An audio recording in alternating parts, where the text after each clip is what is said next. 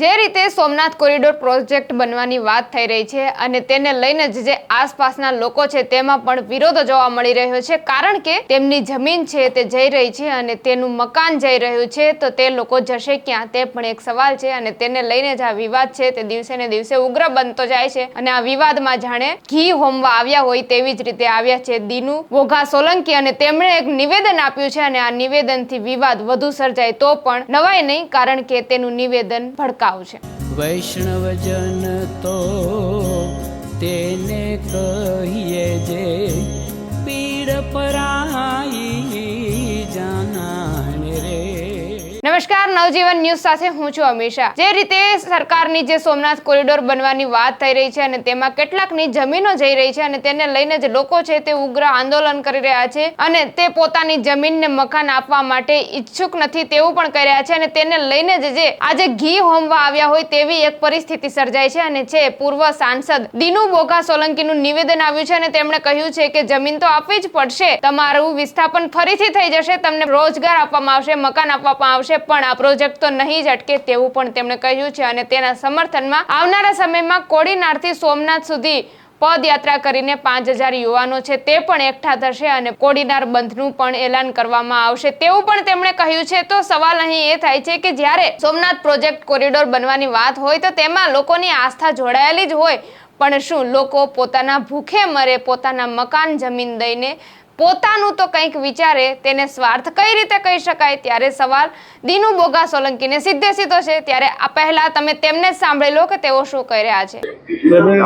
પવિત્ર શ્રાવણ માસના ત્રીજા સોમવારે હું આજે સોમનાથ દાદાના દર્શન કરવા માટે આવ્યો છું અને ઘણા બધા મિત્રોએ પણ વાત કરી અને પત્રકાર મિત્રોએ પણ વાત કરી કે સોમનાથના જે વિકાસની વાત છે અને સોમનાથનો કોરિડોર પ્રોજેક્ટ મને પૂછવામાં આવે તો હું તો કહું કે થવો જ જોઈએ। સોમનાથ મહાદેવના સાનિધ્યમાં આ વિસ્તારનો વિકાસ થાય એમાં આપણે બધા પણ સહભાગી થઈએ। હું અહીંયાના પણ પ્રજાજનોને જણાવવા માંગુ છું કે આપના અહીંયાના સ્થાનિક આગેવાનોને પણ આપ લોકો મળો, અમે બધા પણ તમને યોગ્ય અને તમને પૂરતું વળતર મળે એ માટેના અમે પણ વહીવટી તંત્રને અને સરકારમાં તમારી સાથે રજૂઆત કરવામાં પણ રહીશું અને તમારી વાત પણ પહોંચાડશું।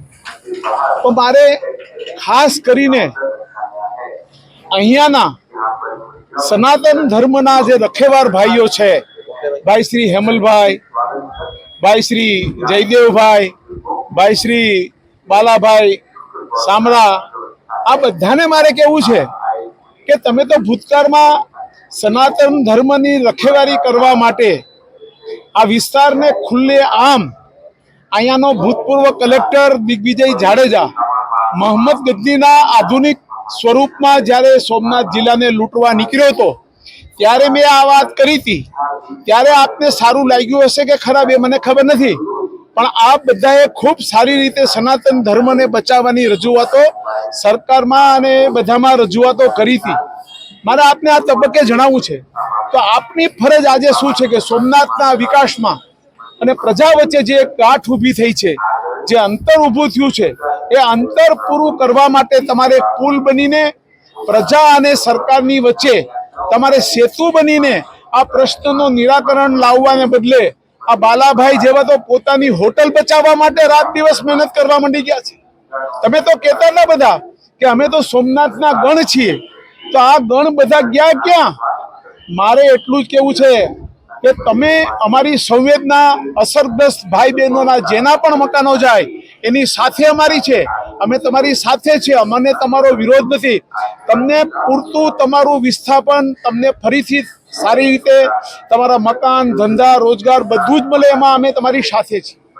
પણ તમને એ કેમ યાદ નથી આવતું પ્રભાસ પાટણની પ્રજાને કે જ્યારે આ વિસ્તારમાં ગરીબ દેવી પૂંજકોના મકાન પડતા હતા, સાધુ સમાજના મકાનો પડતા હતા, ત્યારે કેમ પ્રભાસ પાટણ બંધ ન રહ્યું અને માત્ર આ આગેવાનોની મિલકત અને આગેવાનોની આગેવાની બચાવવા માટે સંપૂર્ણ પ્રભાસ બંધ રહ્યું? એ પણ અમને એનું પણ દુઃખ છે।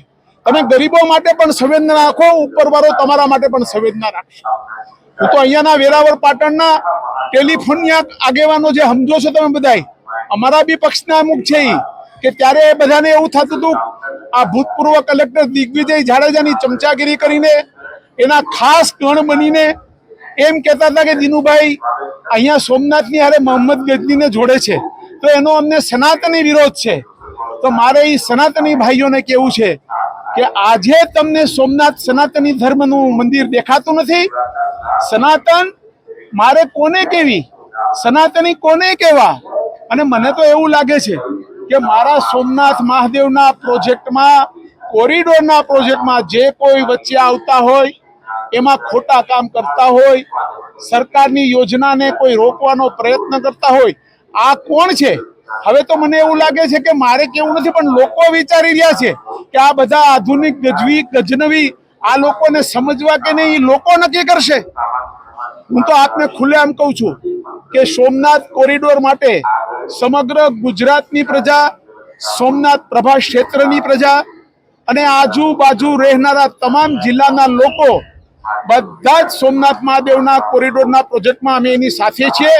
એમાં સૌથી પહેલ નજીકના દિવસોમાં કોડીનાર તાલુકા બંધનું એલાન આપીને સોમનાથના કોરિડોરના પ્રોજેક્ટના સમર્થનમાં 5000 યુવાનોની અમે પદયાત્રા કોડીનારથી સોમનાથ સુધી યોજવાના છીએ અને અમે એના સમર્થનમાં ઉભાના છીએ. એટલે કોઈ પણ એમ સમજતા હોય કે આ સરકારના ખૂબ જ સારા અને મહત્વના અને સોમનાથ મહાદેવને ફરીથી સુવર્ણ યુગમાં લઈ જવાના જે પ્રયત્નની વચ્ચે કોઈ પણ આવશે ને, તો એને અમારો પણ સામનો કરવો પડશે. જય સોમનાથ. તો આ હતા દિનુ બોઘા સોલંકી, પૂર્વ સાંસદ. તેમણે કહ્યું છે કે પ્રોજેક્ટ તો બનશે જ, તેને કોઈ રોકી નહીં શકે. આવનારા સમયમાં બંધ એલાન પણ થશે, પણ જે આ પ્રોજેક્ટ છે તેના સમર્થનમાં પણ યુવાનોની પદયાત્રાની પણ તેમણે વાત કરી છે અને લોકોને તેમણે સ્વાર્થી ગણાવ્યા છે. પણ સ્વાર્થ કોને કહેવાય? શા માટે કોઈ પોતાનો ભૂખમરો કરીને, પોતાનું પેટ ઉપર પડેલા રોટલાને શા માટે કોઈ પાટું મારીને, પોતાની જમીન મકાન વેચીને શા માટે કોઈ તેના પ્રોજેક્ટમાં જોડાય? તે પણ એક સવાલ છે. લોકોની આસ્થા હંમેશા ભગવાન કે દેવી દેવતાઓ સાથે જોડાયેલી જ હોય છે, પણ સરકાર લોકો પાસેથી છીનવીને શું ઈચ્છે છે તે પણ એક સવાલ છે. ત્યારે આપનું આ અંગે શું કહેવું છે? કમેન્ટમાં આપના પ્રતિભાવો ચોક્કસથી જણાવજો. આવા જ પ્રકારના સમાચાર મેળવવા માટે નવજીવન ન્યૂઝ સાથે જોડાયેલા રહો. નમસ્કાર. વૈષ્ણવજન તો તેને કહીએ જે પીડ પરાઈ.